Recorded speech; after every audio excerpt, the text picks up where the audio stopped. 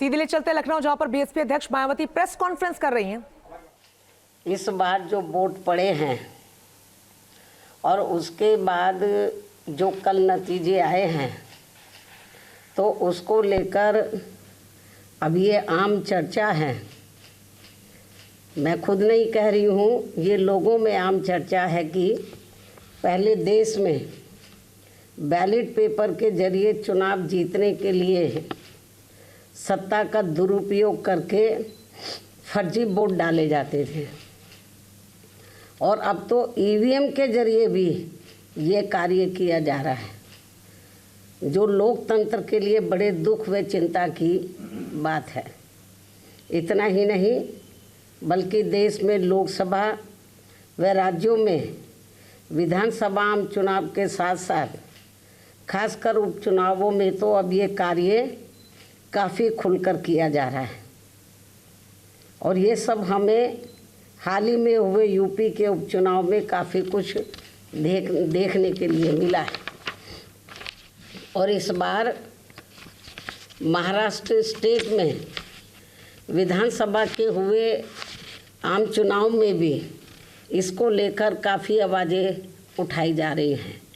ये अपने देश में यह लोकतंत्र के लिए बहुत बड़ी खतरे की घंटी भी है। ऐसी स्थिति में अब हमारी पार्टी ने ये फैसला लिया है कि जब तक देश में फर्जी वोटों को डालने से रोकने के लिए देश के चुनाव आयोग द्वारा कोई सख्त कदम नहीं उठाए जाते हैं, तो तब तक हमारी पार्टी देश में खासकर अब कोई भी उपचुनाव नहीं लड़ेगी। मैं उपचुनाव की बात कर रही हूँ, बाई इलेक्शन की। तो तब तक हमारी पार्टी देश में खासकर अब कोई भी उपचुनाव नहीं लड़ेगी। जबकि आम चुनाव में जब जनरल इलेक्शन होते हैं, जबकि आम चुनाव में इस मामले में थोड़ा बचाव जरूर हो जाता है, क्योंकि इनका अर्थात सरकारी मशीनरी का सत्ता परिवर्तन के डर की वजह से जब जनरल इलेक्शन होता है, जो पार्टी पावर में होती है, ज़रूरी नहीं है कि वो पार्टी पावर में फिर से लौट के आ जाए, दूसरी पार्टी भी आ सकती है। तो फिर वो जो सरकारी मशीनरी है वो थोड़ा घबराती है। जबकि आम चुनाव में इस मामले में थोड़ा बचाव जरूर हो जाता है, क्योंकि इनका अर्थात सरकारी मशीनरी का सत्ता परिवर्तन के डर की वजह से आम चुनाव में इनका जनता पर कोई ज़्यादा दबाव या डर आदि नहीं होता है, जिसे खास ध्यान में रखकर हमारी पार्टी देश में लोकसभा व राज्यों में विधानसभा के आम चुनाव तथा स्थानीय निकायों के भी चुनाव पूरी तैयारी व दमदारी के साथ लड़ेगी। इसके साथ ही यहाँ मैं ये भी कहना चाहती हूँ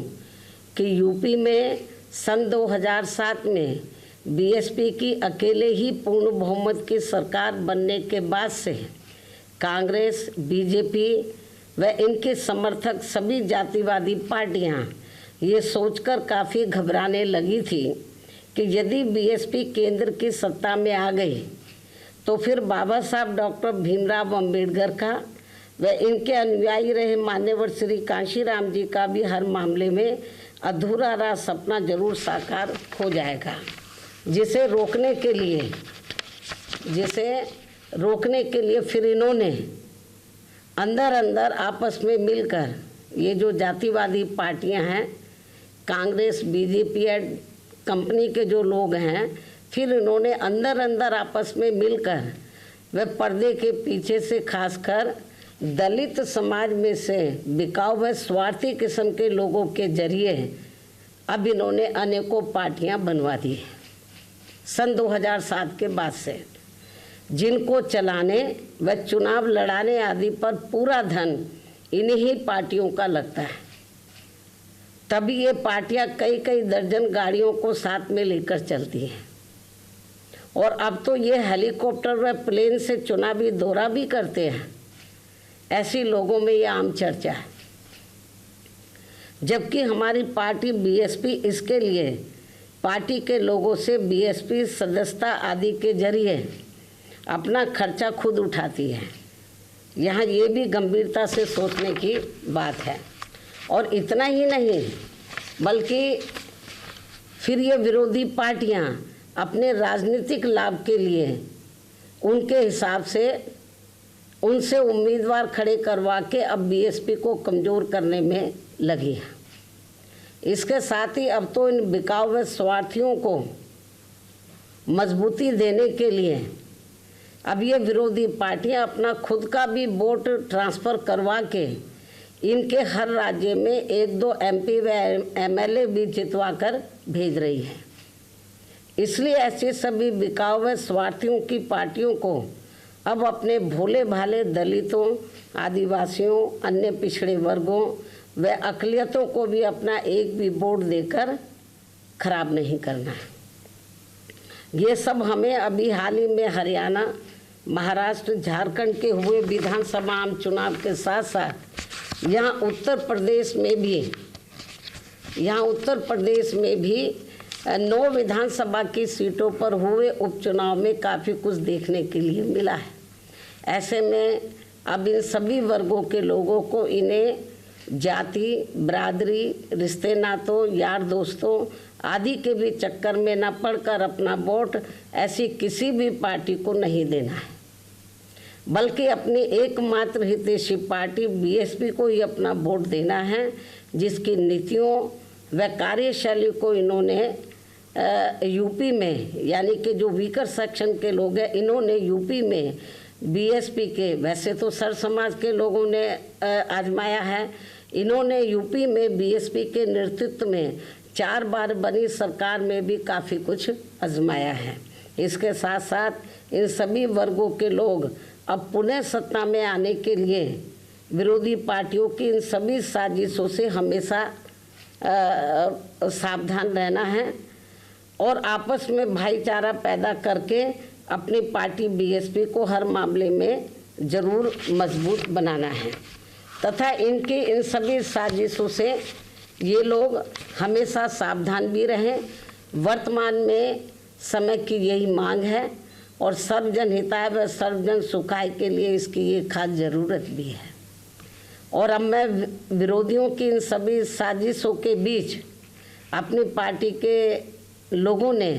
अपने उम्मीदवारों को यहाँ उत्तर प्रदेश में, महाराष्ट्र में, झारखंड में और ख़ासकर उत्तर प्रदेश में जो 9 विधानसभा की सीटों पर बाई इलेक्शन हुए, तो इन सभी सीटों पर अपनी पार्टी के लोगों ने अपने पार्टी के उम्मीदवारों को जिताने के लिए जो पूरे जी जान से कोशिश की है, तो उनका मैं पूरे तय दिल से आभार प्रकट करते हुए अब मैं अपनी बात यही समाप्त करूं। लेकिन इससे पहले मैं यूपी सरकार को ये भी कहना चाहूँगी, कल यूपी में उपचुनाव को लेकर आए अप्रत्याशित नतीजों के बाद से खासकर संभल जिला सहित पूरे मुरादाबाद मंडल में काफ़ी तनाव की स्थिति व्याप्त थी कल से ही। ऐसे में शासन व प्रशासन को संभल में मस्जिद व मंदिर विवाद को लेकर सर्वे कराने का कार्य आगे बढ़ाना चाहिए था, जो तो ये ज़्यादा बेहतर होता।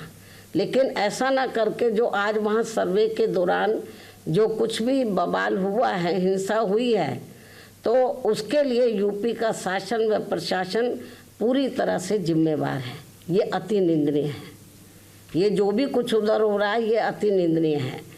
जबकि ये काम दोनों पक्षों को साथ में लेकर शांतिमय ढंग से किया जाना चाहिए था, जो नहीं किया जा रहा है।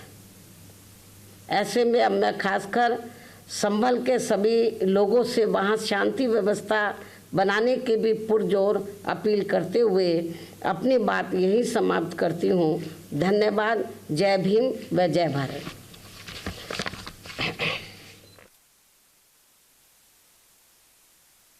न्यूज नेशन अब व्हाट्सएप पर खबरों की ताजा अपडेट के लिए न्यूज नेशन के इस क्यूआर कोड को स्कैन करें